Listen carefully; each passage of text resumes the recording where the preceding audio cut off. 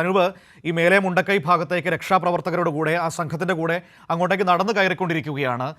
അവർ അവിടെ അല്പസമയത്തിനകം തന്നെ അവർ ആ സ്ഥലത്തേക്ക് ദുരന്ത ഭൂമിയിലേക്ക് എത്തും. അതിൽ ഏറ്റവും കൂടുതൽ ആഘാതമുണ്ടായ പ്രദേശമാണ് മേലെ മുണ്ടക്കൈ എന്ന് പറയുന്നത്. ഒരു കുറച്ച് മിനിറ്റുകൾക്കുള്ളിൽ അവർ അവിടെ എത്തുമെന്നാണ് ഞാൻ മനസ്സിലാക്കുന്നത്. അനൂപ് കൂടിയുണ്ട്. അനൂപ് മേലെ മുണ്ടക്കൈയിലേക്കാണോ ഇപ്പോൾ പോയിക്കൊണ്ടിരിക്കുന്നത്? മനു, അല്പസമയം മുൻപാണ് രക്ഷാപ്രവർത്തകരുടെ വിവിധ സംഘങ്ങളെ മുകൾ വശത്തേക്ക് വിന്യസിച്ചത്.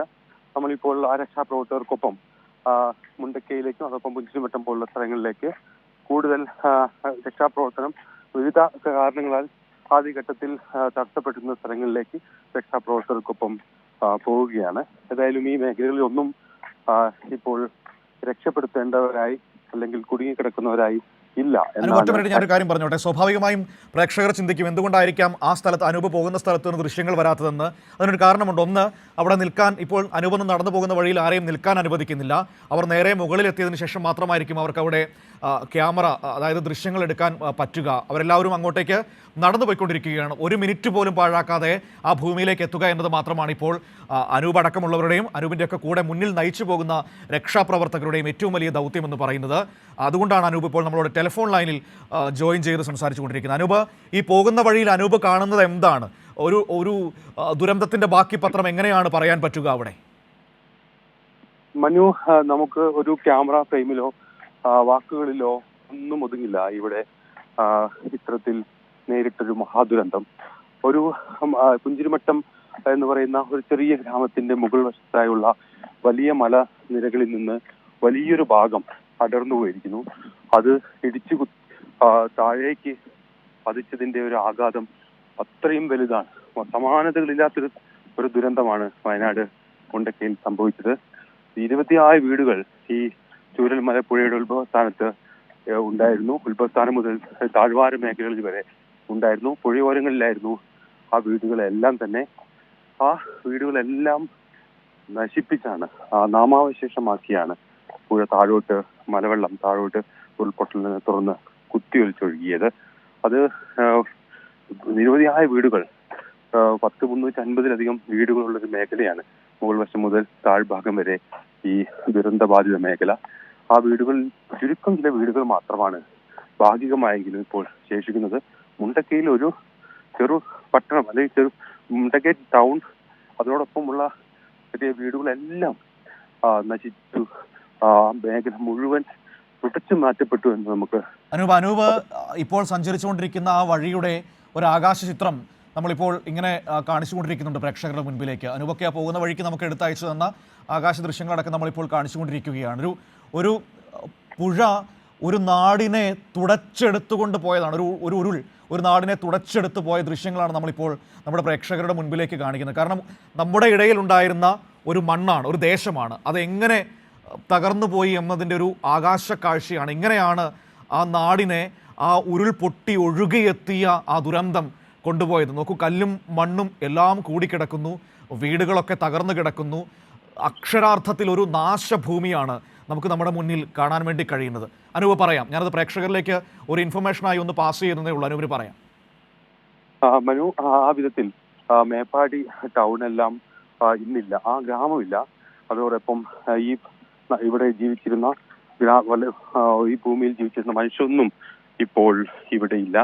ഇന്ന് നടക്കുന്ന പ്രധാന തെരച്ചിൽ എന്ന് പറയുന്നത് ഒരു ഏകോപന സംവിധാനത്തിന്റെ അടിസ്ഥാനത്തിലാണ്, ഏകീകൃതമായ ഒരു സംവിധാനത്തിന്റെ അടിസ്ഥാനത്തിലാണ്.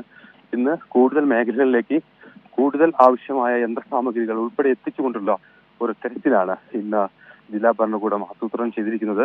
അതിന് 40 ടീമുകളാണ് ഇന്ന് പ്രധാനമായും ഉണ്ടാവുക. 40 ടീമുകൾ 6 സെക്ടറുകളായി തിരിഞ്ഞാണ് ഇന്ന് തെരച്ചിൽ പ്രവർത്തനങ്ങൾ നടത്തുന്നത്. ആ സെക്ടറുകൾ ഇവയാണ്. നമുക്ക് ഈ അനൂപ് ഇപ്പോൾ പോകുന്നത് മേലെ മുണ്ടക്കൈയിലേക്കല്ലേ? മേലെ മുണ്ടക്കൈയിലേക്കും പുഞ്ചിരിമട്ടത്തേക്കും ഉൾപ്പെടെയുള്ള സ്ഥലങ്ങളിലേക്കാണ്. അവിടെല്ലാം വിവിധ സെക്ടറുകളാക്കി തിരിച്ച് കേന്ദ്രീകരിച്ച്. മേലെ മുണ്ടക്കൈക്കും മുകളിലാണോ അനൂപ് ഈ പുഞ്ചിരിമട്ടം എന്ന് പറയുന്ന സ്ഥലം? മേലെ മുണ്ടയ്ക്ക് സമീപത്താണ്, മുകൾ ഭാഗമായല്ല. ഇത് ഒരു മലഞ്ചെരിവാണ്. മലഞ്ചെരിവിൽ വിവിധ ഭാഗങ്ങളിലായിട്ടാണ് ഈ അട്ടമലയും മുണ്ടക്കയും പുഞ്ചിരിമട്ടം ഉൾപ്പെടെയുള്ള സ്ഥലങ്ങളുള്ളത്. എല്ലാം ഈ മലയുടെ താഴ്വാര ഭാഗങ്ങളിലായാണ്. അത് ഈ ഏറ്റവും ആഘാതമുണ്ടായത് മുണ്ടക്കൈ ചൂരൽമല മേഖലയിലാണ്. അതാണ് ആദ്യ സെക്ടറായി തിരിച്ചിരിക്കുന്നത്. അട്ടമലയും അതോടൊപ്പം ചേർന്ന ആറന്മുള തുടങ്ങിയ ചെറിയ പ്രദേശങ്ങൾ, അതാണ് ആദ്യത്തെ സോൺ. മുണ്ടക്കൈ രണ്ടാമത്തെ സോണാണ്. അത് ഈ ഉരുൾപൊട്ടൽ ആദ്യം വന്ന് പതിച്ച സ്ഥലമാണ് മുണ്ടക്കൈ, മേലെ മുണ്ടക്കൈ എന്ന് പറയുന്നത്. അതാണ് രണ്ടാമത്തെ സോൺ. അവിടെയാണ് കൂടുതൽ വിശദമായ പരിശോധനകളും തെരച്ചിലും ഇന്ന് ആവശ്യമായി വരിക. അതിന് അടിസ്ഥാനമായ കാരണം ആ മേഖലകളിൽ നിന്നാണ് കൂടുതൽ വീടുകൾ നഷ്ടപ്പെട്ടത്. അതോടൊപ്പം തന്നെ മറ്റു സംസ്ഥാനങ്ങളിൽ നിർത്തി ഇവിടെ തോട്ടം മേഖലകളിൽ ജോലി ചെയ്യുന്ന വിവിധ ആളുകൾ കൂടി അവിടെയുണ്ട്. അവരുടെ കണക്കുകളൊന്നും ലഭ്യമല്ലാത്തൊരു പ്രശ്നമുണ്ട്. അവരുടെ ബന്ധുക്കളോ മറ്റോ ഇവിടെ സ്വാഭാവികമായും ഇവിടെ ഉണ്ടാവില്ല. അതുകൊണ്ട് അവർ താമസിച്ച സ്ഥലങ്ങളിൽ പൂർണ്ണമായും തകർന്നുപോയ സ്ഥലങ്ങളിൽ നിന്ന് അവിടെ എത്ര പേർ അകപ്പെട്ടിരുന്നു എന്നുള്ളത് സംബന്ധിച്ചൊരു വിശദമായ കണക്ക് എടുക്കുക വളരെ ദുഷ്കരമാണ്. ഏതായാലും തോട്ടം ഉടമകളിൽ നിന്നും മറ്റുമാണ് അത്തരം വിവരങ്ങൾ ഇപ്പോൾ നൽകാൻ ജില്ലാ ഭരണകൂടം നിർദ്ദേശിച്ചിരിക്കുന്നത്. ആ വിധത്തിൽ മുണ്ടക്കയിലും പിന്നീട് പുഞ്ചിരിമറ്റം തുടങ്ങിയ പ്രദേശങ്ങൾ മൂന്നാമത്തെ സോണിലാണ് ഉൾപ്പെടുത്തിയിരിക്കുന്നത്. വെള്ളാർമല വില്ലേജ് റോഡ് എന്ന് പറയുമ്പോൾ ഏറ്റവും കൂടുതൽ മൃതശരീരങ്ങൾ കണ്ടെത്തിയ 52 മൃതശരീരങ്ങളാണ് ഈ വെള്ളരിമല വില്ലേജിന് തൊട്ട് സമീപത്ത് നിന്ന് കണ്ടെത്തിയത്. അത് 5ാമത്തെ സോണാണ്.